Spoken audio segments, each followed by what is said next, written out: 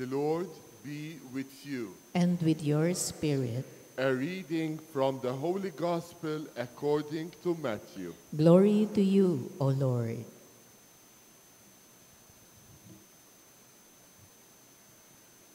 Children were brought to Jesus, that he might lay his hands on them and pray.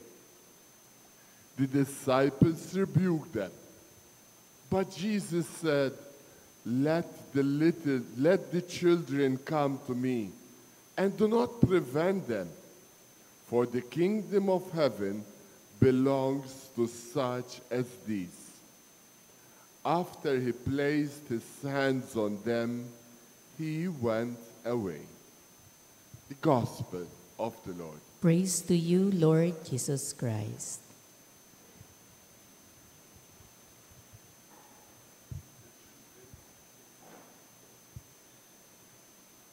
Good morning and praise be Jesus Christ. Now and forever. I'm quite distracted again by our sound system and I don't know what's happening, but yeah, good morning po sa inyo mga kapatid. Yeah.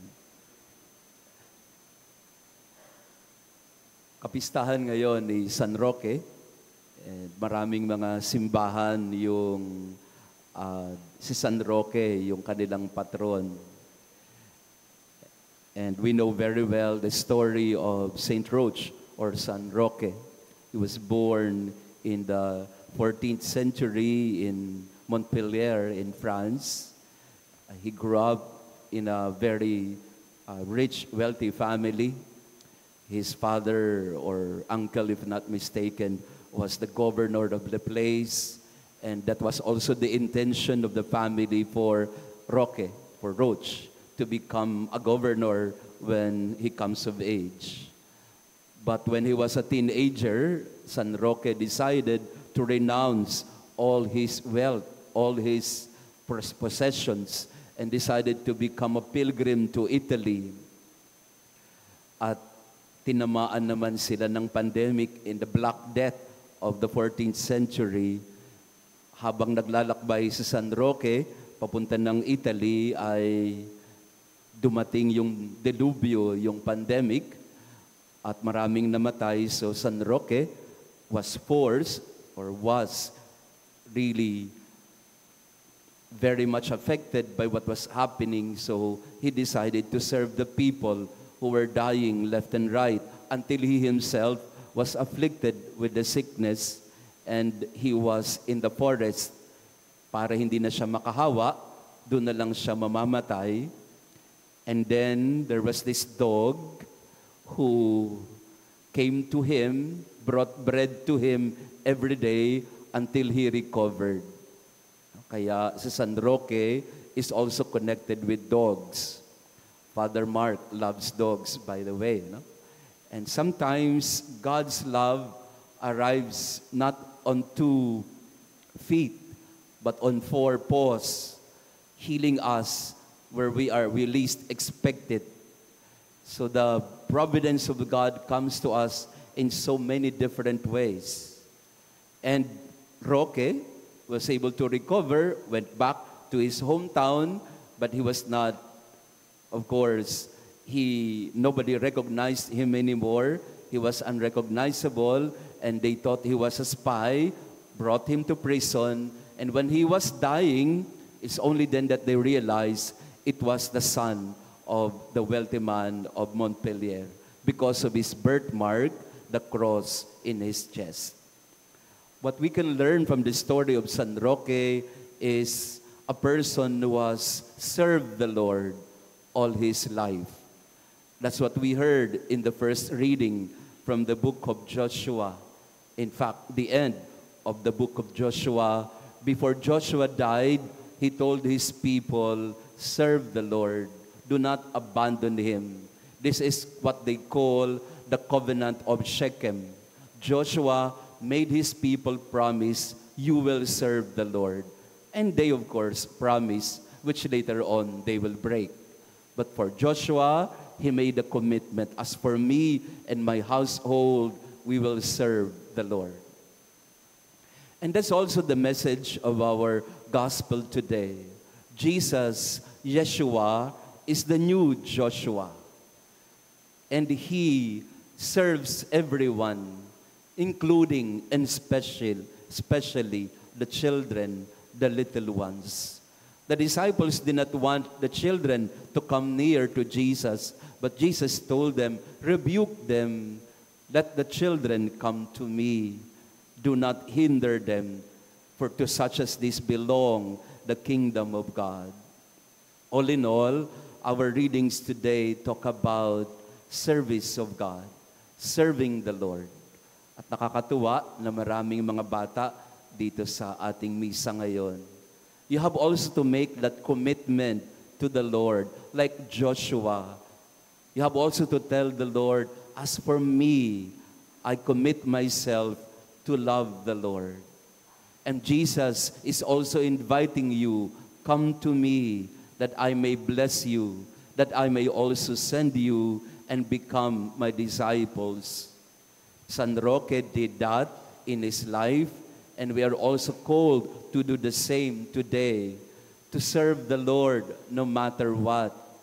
In spite of the many threats against our lives, or in spite of the many hindrances to service, we will serve the Lord.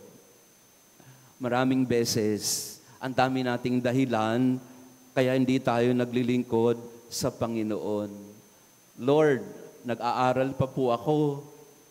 Lord, may trabaho po ako. Lord, may business po ako. Hindi po ako makapaglilingkod sa inyo. Mali. It's a very wrong notion and mentality. Because wherever you are, you can serve the Lord. In your school, for the students, you can serve the Lord by becoming a good and faithful student. You can remind your peers and your classmates, classmate, hindi maganda yan, nangongopya kayo. Ako lang dapat ang mangopya. O kaya magandang sabihin sa mga classmate ninyo, classmate, huwag mo iasa kay ChatGPT yan. No? Na ako nga, na maraming basher ako dahil dyan. No? So, tayong lahat ay pwedeng maglingkod sa Panginoon. As a doctor, as a nurse, you can serve the Lord. Sinasabi ni Father Mark kahapon yan. If you're a doctor, a teacher, you have a mission to fulfill wherever you are. As for me, I will serve the Lord. You will have to make that commitment also. And wag lang iasa sa iba yan. And then, sina Father na bala dyan. Sina Sister na, sila ang mag-serve kay Lord. No, you will serve the Lord. Kaya ang ganda ng unang pagbasa, tsaka yung Ebanghelyo, tsaka yung buhay ni San Roque. Kasi lahat yun tumutungo sa paghihikayat sa atin ng Panginoon na maglingkod ka sa iyong kapasidad, kakayanan, talento, iyong mga gawain. Araw-araw, you can serve the Lord.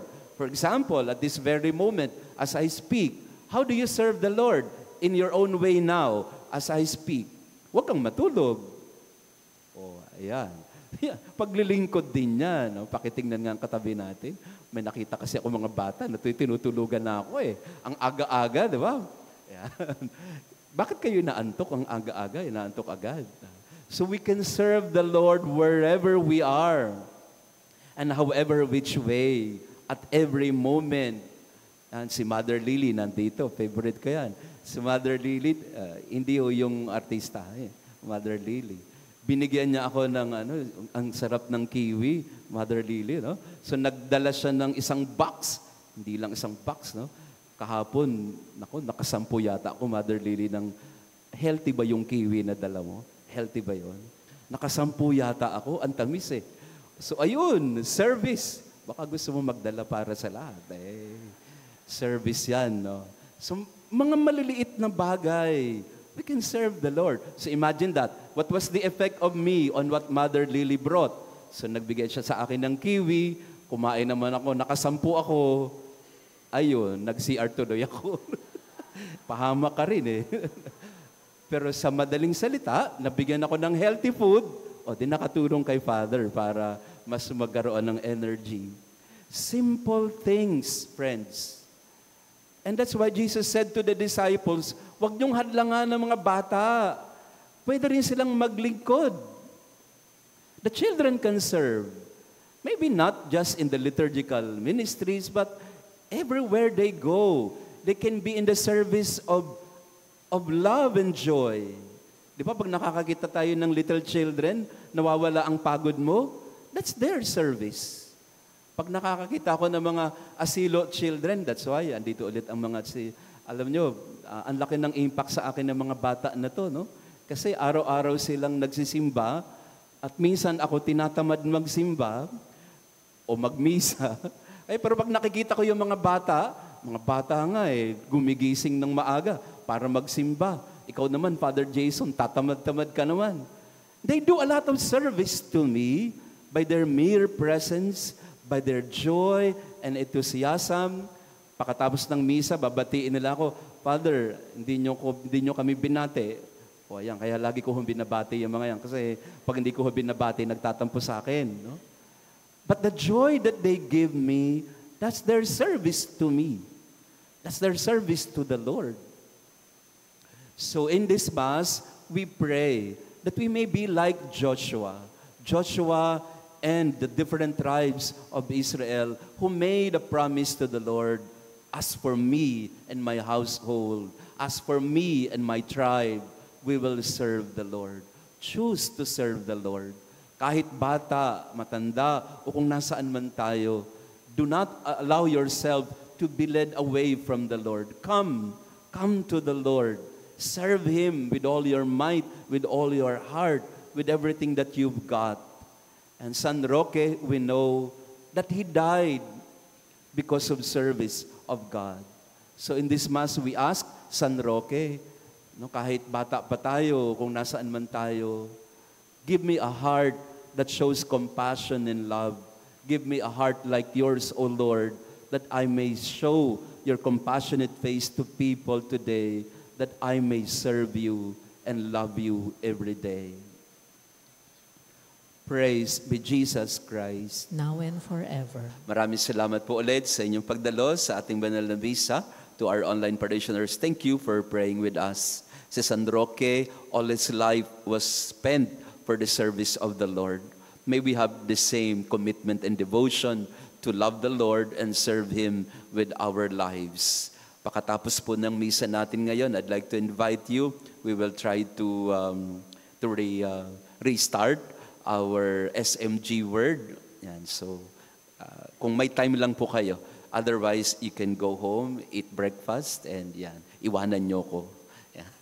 Pero we will try to restart our SMG word. And also, August 19, feast day of San Ezequiel Moreno, we will have Father Soy Hernando to be our presider, and he will also have a healing service after the Mass. So August 19 po yun, feast day of San Ezequiel Moreno. The Lord be with you. And with your spirit. And may our loving God bless you and your family, the Father, the Son, and the Holy Spirit. Amen. Our Mass has been offered. Go in peace to love and serve the Lord. Thanks be to God.